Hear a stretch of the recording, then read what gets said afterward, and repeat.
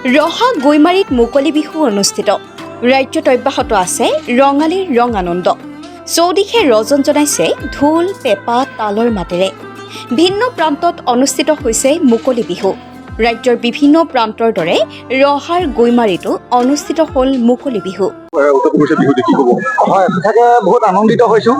মই নিজে বুজাব পৰা নাই, মানে ইমানেই ভাল লাগিছে। আজি এই উদীয়মান যুৱকসকলে বিভিন্ন প্ৰান্তত থাকি আজি এই বহাগ বিহুটো বুলি আহি পেলাই যিটো উলহে মালহে মানে আজি গৈমাৰী বিহু উদযাপন সমিতিয়ে এই ৰঙালী বিহুটো উদযাপন কৰিলে, তাৰ কাৰণে তেখেতসকলৰ বহুত মানে মোৰ তৰফৰ পৰা আন্তৰিক শুভেচ্ছা জনাইছোঁ। তাৰ লগতে বহুত ভাল লাগিছে আৰু বুজাবলৈ মানে মোৰ সীমা নাই, শব্দহীন। গৈমাৰী ৰঙালী বিহু উৎসৱ উদযাপন সমিতিৰ উদ্যোগত গৈমাৰী ৰাস পথাৰত ৰাজ্যৰ বিভিন্ন প্ৰান্তৰ পৰা আমন্ত্ৰণ কৰি অনা প্ৰায় 20টা দলে প্ৰদৰ্শন কৰে মুকলি বিহু।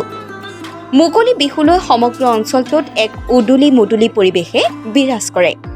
ৰহাৰ পৰা নৱজ্যোতি ভূঞাৰ ৰিপৰ্টাৰ লাইভ অসম। সঁচাকৈ বৰ আনন্দৰ বিষয়। গৈমাৰী ৰঙালী বিহু উৎসৱ সমিতিয়ে এইবাৰ এই অনুষ্ঠানটি বৰ উলহ মালহেৰে পালন কৰিছে।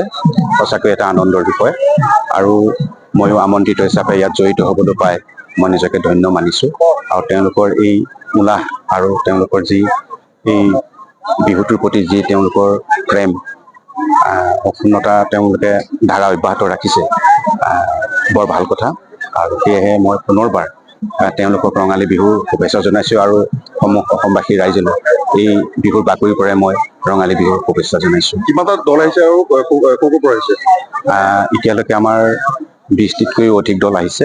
তাৰে ভিতৰতে অসমৰ বিভিন্ন প্ৰান্তত তেওঁলোকে সুনাম অৰ্জন কৰিব পৰা প্ৰায় সংখ্যক দল ইয়াত উপস্থিত হৈছে। যেনে মৰিগাঁও, নগাঁও, আপোনাৰ সৰাগাঁও, ৰহা, আমতলা, কামপুৰ আদিকে ধৰি বিভিন্ন প্ৰান্তৰ পৰা দল আহি ইয়াত উপস্থিত হৈছে।